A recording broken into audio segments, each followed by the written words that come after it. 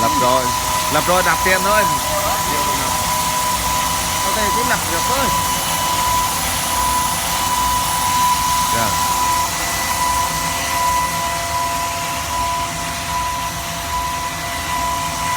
Đá đi đẹp rồi. Đẹp nó đi ở đây giỏi lắm.